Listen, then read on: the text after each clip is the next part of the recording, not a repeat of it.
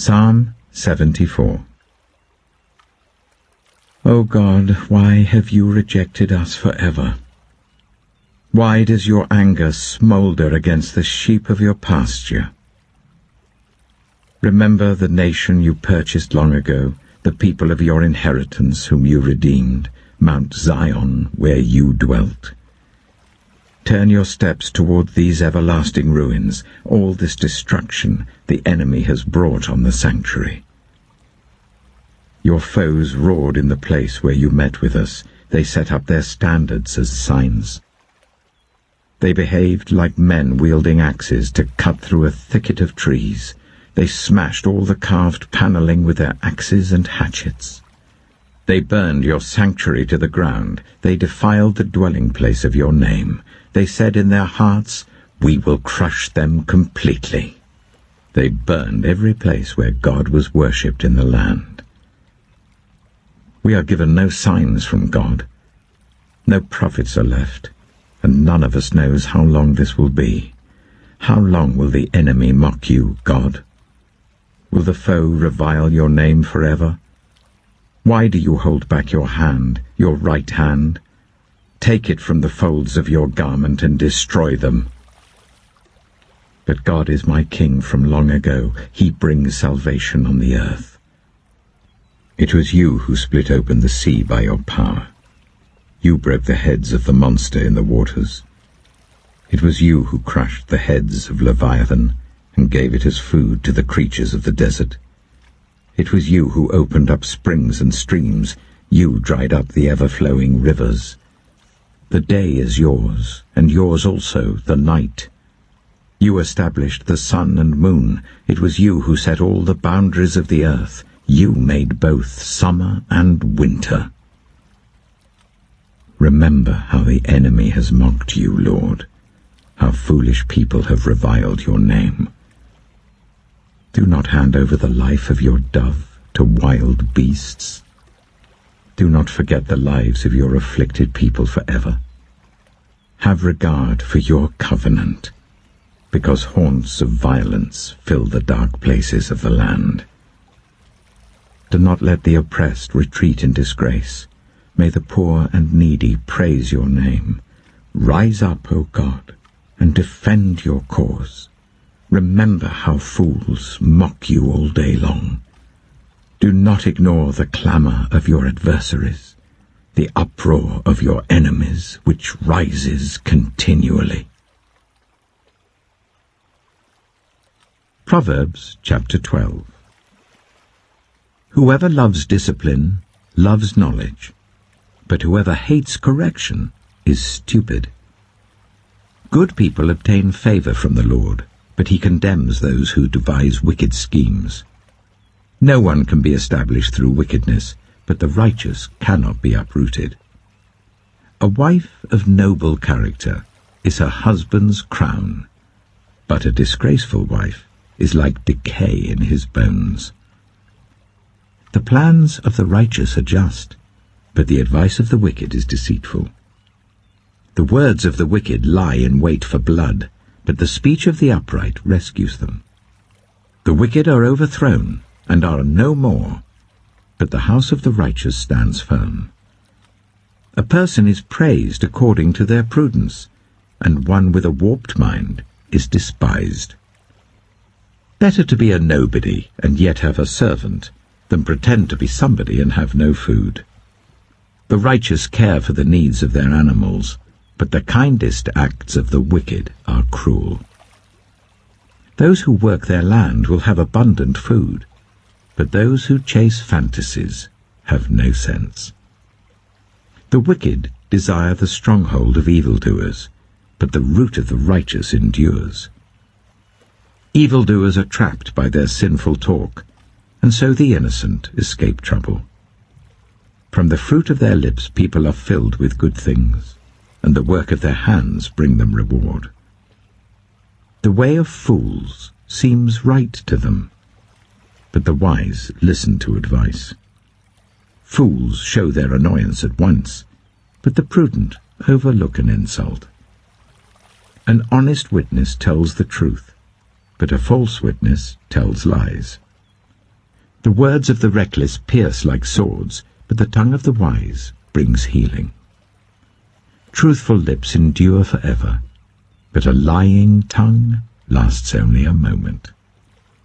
Deceit is in the hearts of those who plot evil, but those who promote peace have joy. No harm overtakes the righteous, but the wicked have their fill of trouble. The Lord detests lying lips, but he delights in people who are trustworthy. The prudent keep their knowledge to themselves, but a fool's heart blurts out folly. Diligent hands will rule, but laziness ends in forced labor. Anxiety weighs down the heart, but a kind word cheers it up.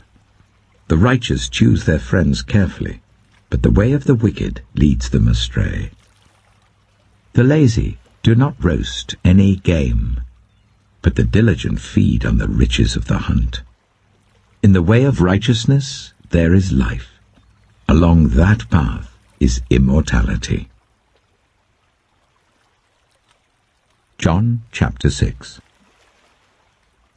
Some time after this, Jesus crossed to the far shore of the Sea of Galilee, that is, the Sea of Tiberias, and a great crowd of people followed him because they saw the signs he had performed by healing those who were ill. Then Jesus went up on a mountainside and sat down with his disciples. The Jewish Passover festival was near. When Jesus looked up and saw a great crowd coming towards him, he said to Philip, "Where shall we buy bread for these people to eat?" He asked this only to test him, for he already had in mind what he was going to do. Philip answered him, "It would take more than half a year's wages to buy enough bread for each one to have a bite." Another of his disciples, Andrew, Simon Peter's brother, spoke up. "Here is a boy with 5 small barley loaves and 2 small fish. But how far will they go among so many?" Jesus said, "Make the people sit down." There was plenty of grass in that place, and they sat down. About 5,000 men were there. Jesus then took the loaves, gave thanks, and distributed to those who were seated as much as they wanted. He did the same with the fish. When they had all had enough to eat, he said to his disciples, "Gather the pieces that are left over, let nothing be wasted." So they gathered them and filled 12 baskets with the pieces of the 5 barley loaves left over by those who had eaten. After the people saw the sign Jesus performed, they began to say, "Surely this is the prophet who is to come into the world." Jesus, knowing that they intended to come and make him king by force, withdrew again to a mountain by himself. When evening came, his disciples went down to the lake, where they got into a boat and set off across the lake for Capernaum. By now it was dark, and Jesus had not yet joined them. A strong wind was blowing, and the waters grew rough. When they had rowed about 3 or 4 miles, they saw Jesus approaching the boat, walking on the water, and they were frightened. But he said to them, "It is I, don't be afraid." Then they were willing to take him into the boat, and immediately the boat reached the shore where they were heading. The next day, the crowd that had stayed on the opposite shore of the lake realized that only one boat had been there, and that Jesus had not entered it with his disciples, but that they had gone away alone. Then some boats from Tiberias landed near the place where the people had eaten the bread after the Lord had given thanks. Once the crowd realized that neither Jesus nor his disciples were there, they got into the boats and went to Capernaum in search of Jesus. When they found him on the other side of the lake, they asked him, "Rabbi, when did you get here?" Jesus answered, "Very truly I tell you, you are looking for me not because you saw the signs I performed, but because you ate the loaves and had your fill. Do not work for food that spoils, but for food that endures to eternal life, which the Son of Man will give you. For on him God the Father has placed his seal of approval." Then they asked him, "What must we do to do the works God requires?" Jesus answered, "The work of God is this, to believe in the one he has sent." So they asked him, What sign then will you give that we may see it and believe you? What will you do? Our ancestors ate the manna in the wilderness. As it is written, He gave them bread from heaven to eat. Jesus said to them, Very truly I tell you, it is not Moses who has given you the bread from heaven, but it is my Father who gives you the true bread from heaven. For the bread of God is the bread that comes down from heaven and gives life to the world. Sir, they said, always give us this bread. Then Jesus declared, I am the bread of life. Whoever comes to me will never go hungry, and whoever believes in me will never be thirsty. But as I told you, you have seen me, and still you do not believe. All those the Father gives me will come to me, and whoever comes to me I will never drive away. For I have come down from heaven not to do my will, but to do the will of him who sent me. And this is the will of him who sent me, that I shall lose none of all those he has given me, but raise them up at the last day.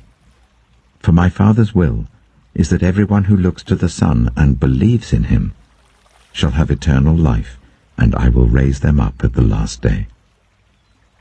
At this, the Jews there began to grumble about him, because he said, I am the bread that came down from heaven. They said, Is not this Jesus, the son of Joseph, whose father and mother we know? How can he now say, I came down from heaven? Stop grumbling among yourselves, Jesus answered. No one can come to me unless the Father who sent me draws them, and I will raise them up at the last day. It is written in the prophets, They will all be taught by God. Everyone who has heard the Father and learned from him comes to me. No one has seen the Father except the one who is from God. Only he has seen the Father. Very truly I tell you, the one who believes has eternal life. I am the bread of life. Your ancestors ate the manna in the wilderness, yet they died. But here is the bread that comes down from heaven, which anyone may eat and not die. I am the living bread that came down from heaven. Whoever eats this bread will live forever. This bread is my flesh, which I will give for the life of the world. Then the Jews began to argue sharply among themselves, How can this man give us his flesh to eat? Jesus said to them, Very truly I tell you, unless you eat the flesh of the Son of Man and drink his blood, you have no life in you. Whoever eats my flesh and drinks my blood has eternal life, and I will raise them up at the last day. For my flesh is real food, and my blood is real drink. Whoever eats my flesh and drinks my blood remains in me, and I in them. Just as the living Father sent me, and I live because of the Father, so the one who feeds on me will live because of me. This is the bread that came down from heaven. Your ancestors ate manna and died, but whoever feeds on this bread will live forever. He said this while teaching in the synagogue in Capernaum. On hearing it, many of his disciples said, This is a hard teaching. Who can accept it? Aware that his disciples were grumbling about this, Jesus said to them, Does this offend you? Then what if you see the Son of Man ascend to where he was before? The Spirit gives life, the flesh counts for nothing. The words I have spoken to you, they are full of the Spirit and life. Yet there are some of you who do not believe. For Jesus had known from the beginning which of them didn't believe and who would betray him. He went on to say, This is why I told you that no one can come to me unless the Father has enabled them. From this time, many of his disciples turned back and no longer followed him. You do not want to leave too, do you? Jesus asked the 12. Simon Peter answered, Lord, to whom shall we go? You have the words of eternal life.